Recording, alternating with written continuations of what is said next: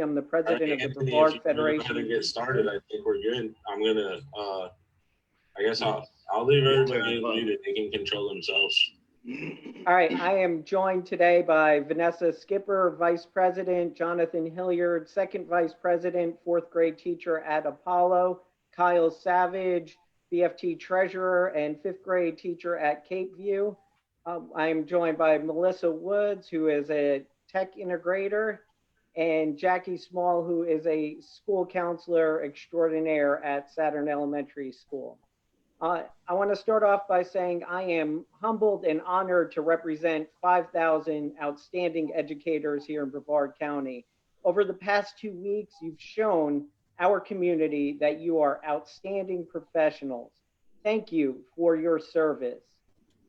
At this time, nothing is more important than containing this COVID-19 virus.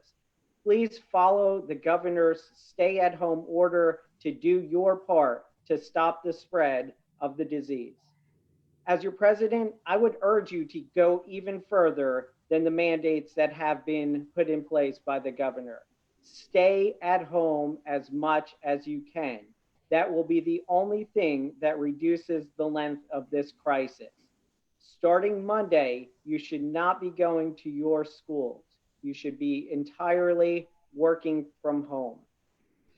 This week, you've stepped up to teach remotely. Yes, there were some bumps and there's still some questions, but you continue to stay calm and do the best you can. And I know it's hard. I have a 4-year-old, a 10-year-old, and a 20-year-old at home with me while I'm working. It's made for a very interesting work week, to say the least.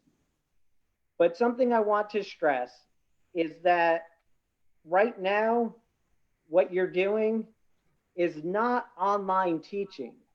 Let me rephrase that. This is not online teaching.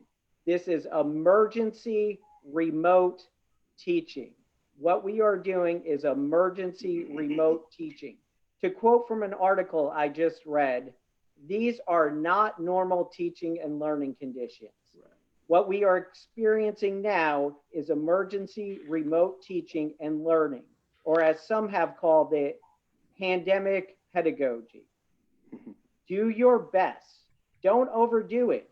Don't create extra lessons, especially if you're not someone who normally incorporates a lot of online into your curriculum. I've talked repeatedly to the superintendent and cabinet members, and I must say that they're doing an incredible job of putting this together and working with us and communicating with us. We all agree that the hours you are working are not the most important thing right now. The most important thing is getting the job done. Yes, you are to be performing 3 hours of online instruction, consecutive or not consecutive, each day. As always, you may have to do more than that to get the job done. We do agree that IEP meetings will most likely be held outside your 3 hours of instruction.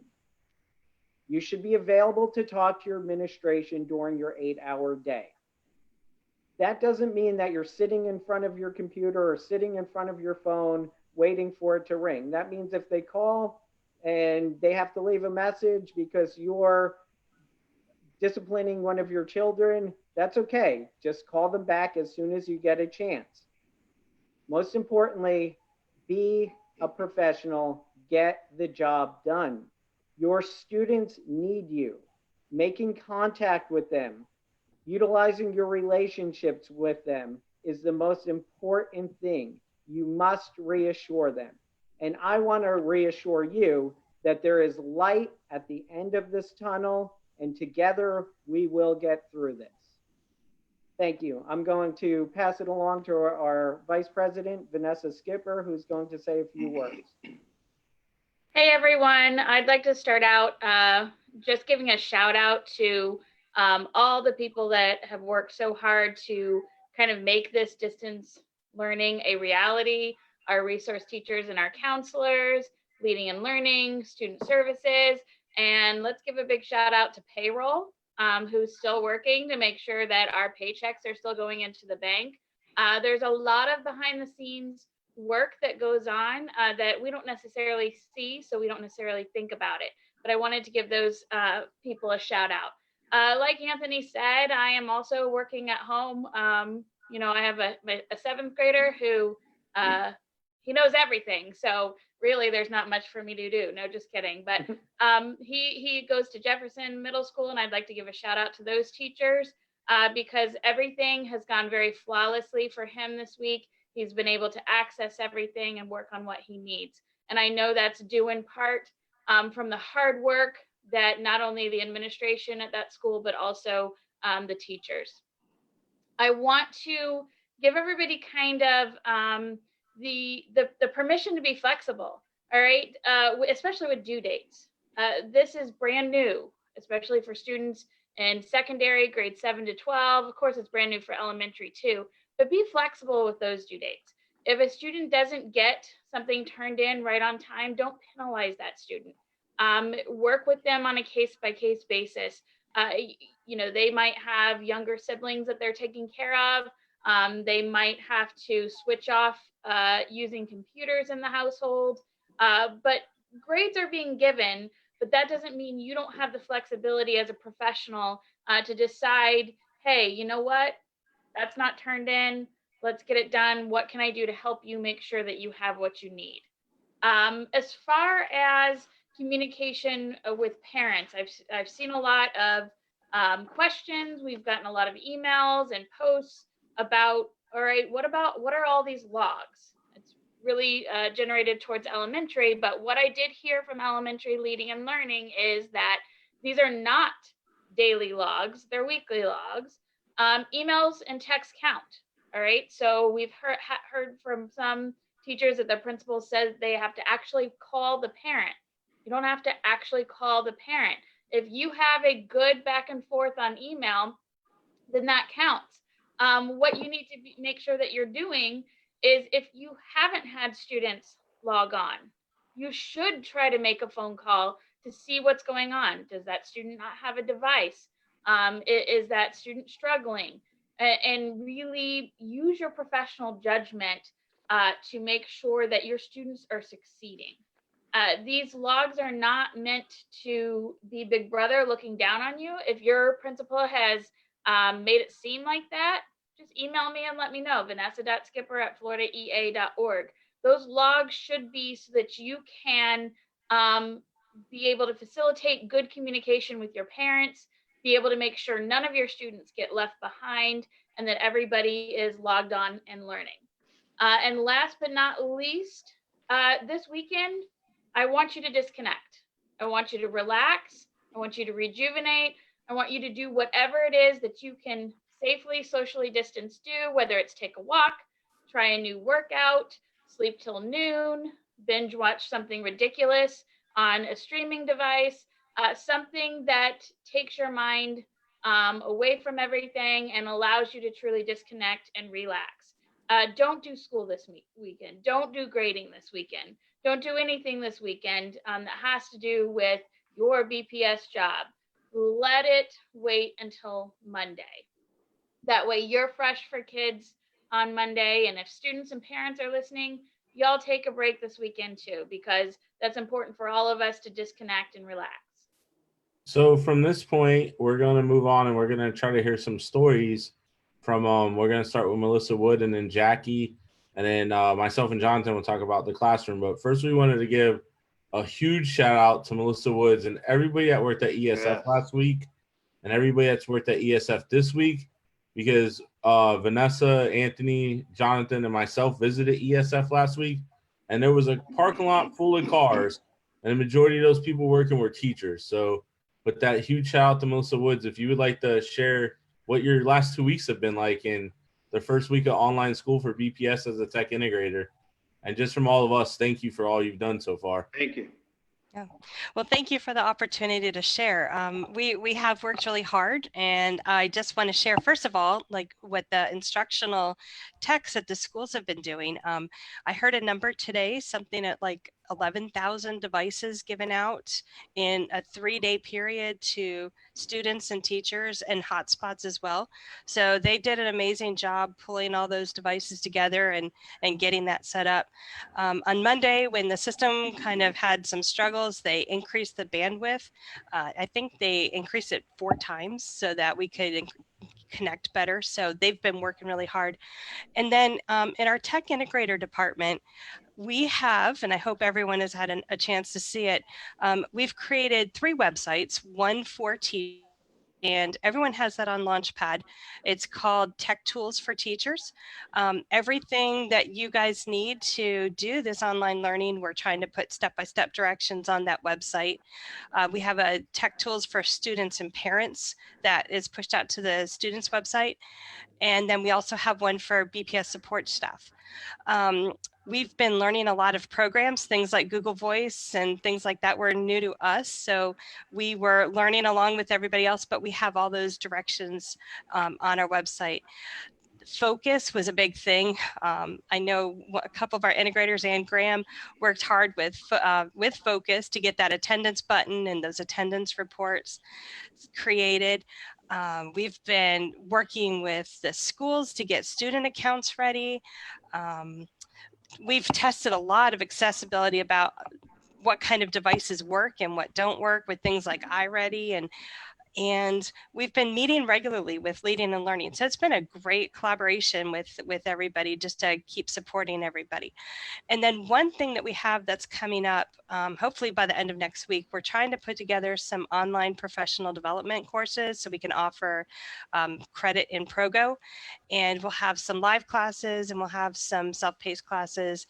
We were hoping to get started next week, but we'll have our listing of classes up by next Thursday on our website. So that Tech Tools for Teachers website, look there. And if you guys have any kind of professional development that you want, just email your tech integrator at your school. Awesome. Thank you. Oh. Thank you, Melissa. So thank you for sharing that. And once again, thank you for everything you guys have been doing. So the next person that we're going to hear from is Jackie. And she's one of our amazing people in our union. And when it comes to growth mindset, she's the girl to go to. So share us your story, Jackie. How has your week been? How's it been working with your students? What could we do?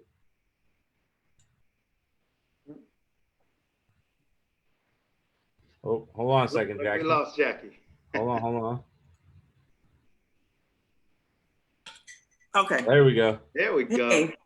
As we all know, these are no doubt unprecedented times, and these are times when we all have to come together. So I definitely stress among teachers and among family members, pettiness needs to step aside, and now's the time to let's move on and let's come together, because if we don't come together, we will surely just perish, and we can't do that as educators.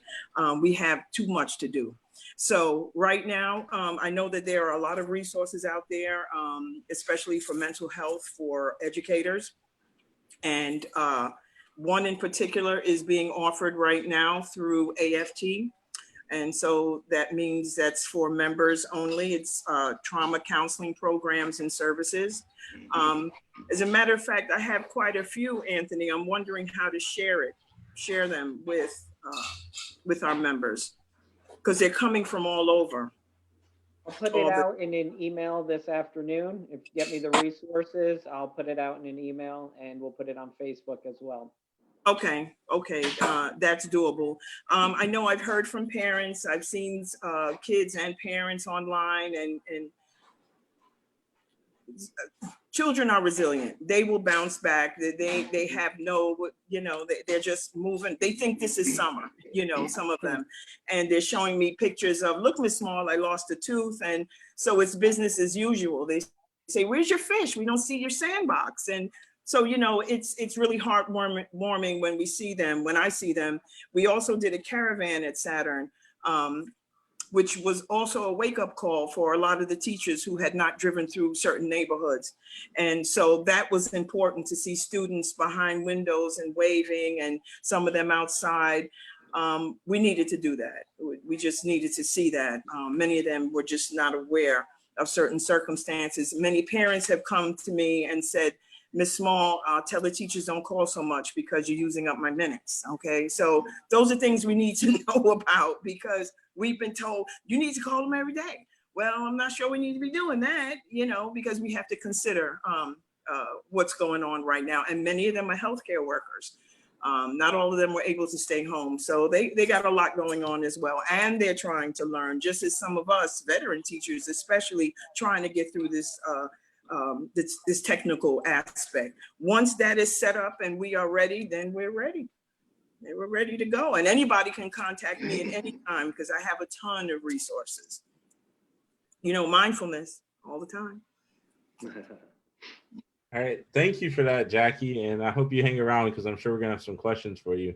Okay. Then if we just want to follow up with Jonathan before we start taking some questions, did you want to talk about what your week's been like in the classroom, because you're still in the classroom right now? So yeah, it's been, man, a whirlwind kind of week.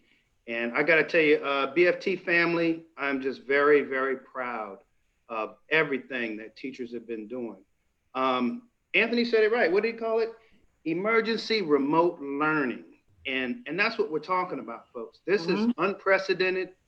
It hasn't been done before, and we are making it happen. And that's what this is about. Anxiety level is really high. I mean, it's high for myself.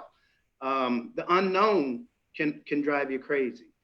But, you know, we got to sit back, like Jackie's saying, you know, we got to take care of each other. And I tell you, for me personally, what's helped me out is my teammates. Got awesome teammates. I got to give them a shout out. You know, Rhonda Roshan, Joanne Edson, Tanja Brandon, Dawn Lake. That's my fourth grade team. And you know what? I could not do this without them. And I know each one of you have got awesome team members. Talk to each other, stay in touch with each other, check in on each other. We can do this. And for our parents, wow. I think right now, folks, our community realizes where we stand. We are pillars in this community, in our county, in our state, and people realize it. Our parents realize it, and they're taking care of us, and we're taking care of them. And just like Jackie said, we're all in this together. So, I'm getting through it. You know, I'm not the most tech savvy person, and I've been learning a lot. You know, Kyle's been helping me out a lot. Anthony, Vanessa. I lean on my teammates with the union, and that's all we got to do, folks. We just got to support each other and just get the job done. We're going to rise, and we're going to win. We're going to be successful. But I just really want to thank everybody for their commitment. With that, Anthony, would you like to take some questions? Do you have anything else you would like to add, or Vanessa? I'll be happy to take some questions. All right. So one of the questions we got already, and please keep asking questions, or we really want to hear what worked this week or what didn't work. And if there's an issue maybe that we don't know about, please let somebody know so we can look into it and get it fixed for you. Because this should be that stress-free environment as much as possible. But one of the first questions, and I'm gonna give this one to you, Vanessa, because I know you did a lot of work on this week. It's about the student documentation. Can we just mark yes or no on a documentation log for struggling students? Some teachers are overwhelmed about it. I know from my school, my principal has been really lenient about what needs to get turned in, but I also know you did a lot of work with the district. I did. Thanks, Kyle. One of the things I noticed about the first worksheet that was sent out is it basically was requiring teachers to double data entry on this giant spreadsheet, which we do have contract protections that don't allow principals to require that, or the district to require that. So basically, the information they're asking you to put on that spreadsheet, you can get from the iReady platform already. You can pull reports, you can see the data there. And so to have to take pieces of data from one spot and put it into another spreadsheet that's senseless work. That's just what it is. Yeah. What I think, after talking to district leading and learning, to elementary leading and learning, the intent wasn't to make you do extra work. The intent was to have a form ready for you so that you could better facilitate discussions with parents. So when you were talking to parents on the phone, you could say, hey, little Johnny is behind in math. He needs to log on here and complete this section so that he can get there. But really, we know that you guys know how to do that. If you're unsure of how to access your Performance Matters and grab student data from there, or iReady, reach out to your school, reach out to your principal, and see if someone can help you with that. But that first log shouldn't even be being used at this point. They did send out a second log, and the second log kind of asks you to answer yes, no questions, which again, I've gotten a lot of feedback from teachers that is too cumbersome. I think somebody said something like it has 17 columns to put something on. That's ridiculous. Basically, what you need to be doing as a professional is make sure that all of your students are accessing the online lessons. If they're not accessing the online lessons, you should call a parent, you should call a student, you should see what they need to do to be successful. If they're not completing their iReady requirements, that is a conversation you need to be able to facilitate with a parent. And if you can do that with your iReady scores pulled up with in front of you on your computer, then you should do that. But keep track of the kids that you're not able to get in touch with. Keep track of what you're doing, but not in a sense that Big Brother is breathing down your neck and your principal's going to hunt you down if you don't get it turned into them. If that's the situation that's happening, email me, vanessa.skipper@floridaea.org. That was not the intent of any of this log. The intent was to help you do the best that you can do for students. And if that's not the case, I need to know. I need you to email me. I need you to let me know what school you are so I can help you resolve that with your principal and with leading and learning. I want to piggyback on what Vanessa is saying. Separate from the log that she's referring to, there's been some questions about an ESE log. I just got off the phone with Dr. Fontan and Dr. Bias about this log. That log for ESE is for the ESE support specialist to fill out. The ESE log is for the ESE support specialist to fill out.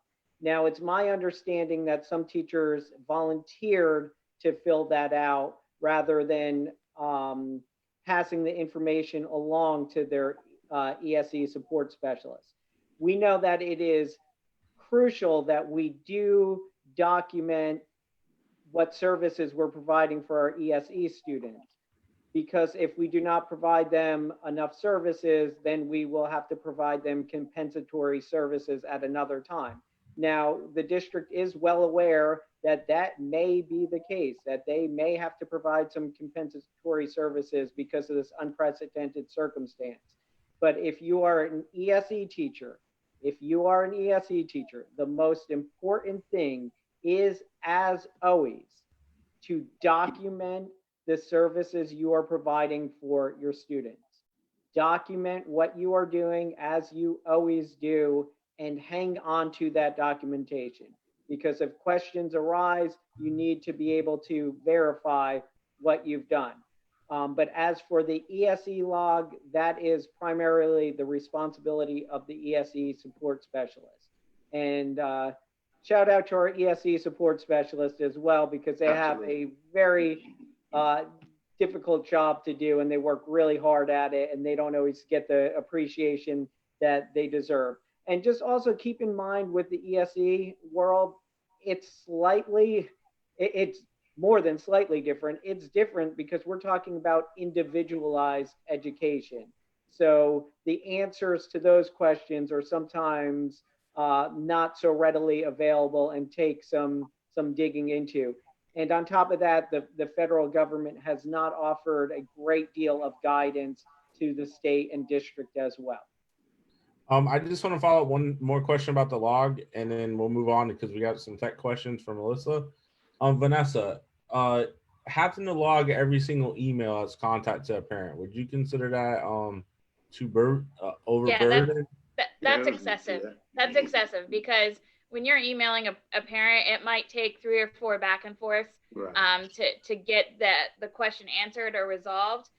So I would say, as long as you just say, yeah, I had contact with this parent. If it comes in the future that the parent said you didn't contact them, you have all of that email chain in your messages. The key here is to work smarter, not harder. And that was my main concern when I was talking to Leading and Learning about these logs, is I don't want this to be a situation where a teacher focuses so much on a documentation log, we don't focus enough on the student. And we don't want you spending 12 to 15 hours a day trying to do what you know is best for your students and keeping track in a fancy log. That's not the intent. So if you made contact, note it down. If you made 20 emails back and forth, you don't need to document those 20 emails. It's right there in your email if you need to go back and refer to it after the fact if there are any questions. And I just want to point out that the BFT office is still open for phone calls. If you have an issue, please reach out. Like Vanessa said, vanessa.skipper@floridaea.org. Anthony, Jonathan, or myself, we would all love to help you. And if you're having an issue that you've addressed with your principal and you can't go and it's not working out, please reach out to the office so that we can get that resolved. And we're asking principals to be flexible at this time. We know the messaging has come down from both secondary Leading and Learning and elementary Leading and Learning about flexibility and grace. And we need that with both teachers, parents, and students. We need it all the way around. So Melissa, I had a question about Google Voice. Some teachers, first of all, nothing is mandatory about Google Voice. It's a tool for you to use to contact with your students. I use it all week with my students. That way I don't share cell phone numbers and I have the app on my phone I could text. But if I'm not comfortable with that app on my phone, is there other ways to use Google Voice, Melissa? Yeah, you can use it right on your computer, and in the settings, there's an option to turn off the forwarding so you don't have to send it to your phone, and you could just do those calls right through the web browser. The directions are on the website too of how to just set it up for the web. And a lot of teachers got really excited when you started talking about professional development trainings. Can you give a couple clues of what might be included? Because there was a lot of questions right away about that. Oh, sure. We're doing some things just from what we started talking about, Google Classroom, probably some things with Teams, screencasting, so how to make instructional content and upload that. I know Google Forms has been something we've talked about. Maybe a little bit down the road, Minecraft. I know that's something that we've offered that people can't always get to. So. Awesome. Thank you. And then I'm just trying to, we had another question, Melissa, about Zoom. I know the district is not using Zoom for obvious reasons. We are on Zoom, but we made sure we had a password and a waiting room to make sure we didn't have any issues with this. But do you have any alternatives that teachers could use outside of Zoom? Microsoft Teams, you can set up a team. You can have students can call you, they can call you with just an audio call. And if you are not there, they're able to leave a message right inside of your team. We do have directions for Google Hangouts as well on our website. And all these, the students already have logins because they're supported through Launchpad, right? Right. And you wouldn't need a login with Google Hangouts. So everything is in the directions for how the teachers can get that set up. Okay. I don't know if you wanted to talk some more, Jackie, about the resources that you're going to share with Anthony that would be available for later. Hold on one second. We lost Jackie. That's my fault. Oh, let me see. There you go, Jackie. All right. Sorry, I'm on an iPad, so I think it's a little different here because I couldn't get the cool background and stuff like that. It's okay. It's okay. TJ, You still look good, Jackie. Thank you. But that's all right. Next time we do this, I'm gonna be up on it. Don't you worry. She jealous, Kyle. She be all right. Nobody's talking to you. I really need to compile them because there are quite a bit. I know that people are stressed out there. I myself, may have a moment or two, and a lot of the moments have a lot to do with technology sometimes, when it's just one thing after another and you're trying your best with this, and in the background you're listening to the news. That's another thing I wanted to bring up. Stay away from that. Try and do that maybe once or twice a day, just some brief updates, and keep it moving, because yes, we need to know about these things, but you don't want to wallow in this stuff, because once you do, all of a sudden you'll be like, you know what, this is too much. And then that's when it just spirals out of control. And if you do have children around, especially small children, they are taking your lead. So if you're going to be walking around and you're upset and you're moping and you're just not feeling all of this, they're going to be looking at you like, well, gee, I guess that's the way I'm supposed to be.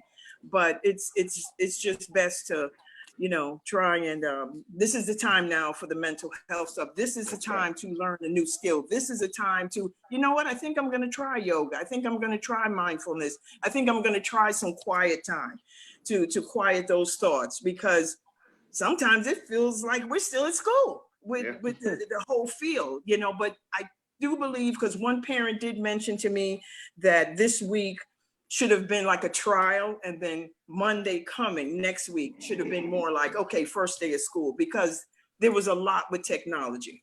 So we're listening to everyone out there, but I'll make sure I get, Anthony, I'll get the resources to you, because I've been sending them out since spring break, actually, to my school.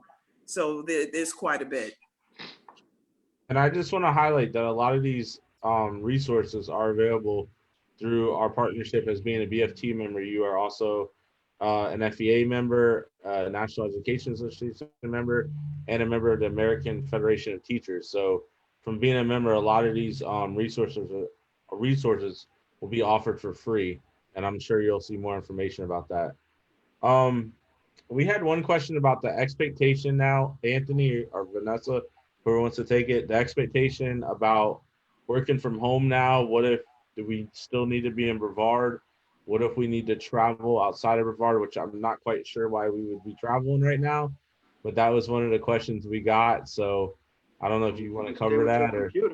Yeah. So I go back to this. You are expected to be online for 3 hours a day, consecutive or non-consecutive. As always, it may take more than 3 hours to do the job. Be available to talk to your principal during your 8-hour workday, and be a professional. Get the job done. And absolutely, that is how I'm going to answer that question every single time. I'm not going to get into the what if scenarios. That is what is expected of you. If you do those things, you're going to be good. And I will remind you to be safe and be smart as well. Y'all stay home. Just stay home. That's it. Stay home, because the longer everybody just stays home and stops participating in nonsense, we might actually be done with this. So don't go to the store unless you absolutely need something.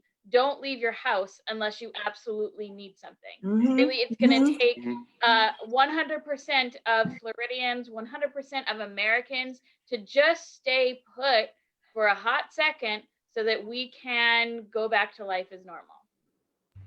And I just go ahead. I just want to piggyback real quick on what Anthony's saying. Let's not what if ourselves to death here, folks. Let's stay in our lane. Let's deal with what we can deal with. And if it's not in your wheelhouse, let it go. We're teachers. Let's just focus on our kids and our parents right now. Yeah. It's about life and survival, about now. That's first and foremost. Yeah, absolutely. So I just want to follow up and say thank you to everybody that's been in the live chat. I think we answered most of your questions. There's some questions that we didn't get into, and a lot of them fell under the thing of being flexible. I know for a fact, everybody on this chat knows for a fact, your principals have been asked to be flexible Yes. from their leadership in secondary learning and elementary learning and learning.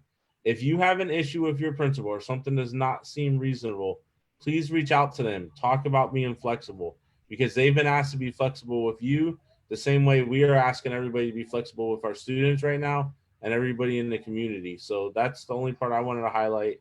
And thank everybody for joining us. And I didn't know if anybody else had anything they would like to add before we finish up our Friday, because it's about to ready to be 5 o'clock somewhere. I just wanted to say, we are here. Your union is here for you. Congratulations on making it through your first week. Continue to stay safe, stay calm, and keep doing the best you can. Let us know if there's anything that we can do for you. And thank you all who are on this call for participating. And make sure that you are wearing red on Mondays. So wear your red. So if it's not clean, make sure you wash it this weekend. Make sure you post it, and also email it to me, vanessa.skipper@floridaea.org.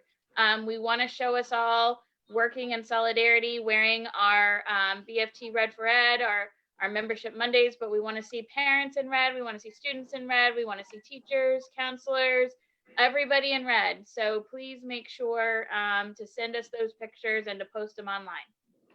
Okay. Yep. Yep. All right. Thank you, everybody. See you guys on the next one. Thank you, folks. Bye. Be safe. See you guys.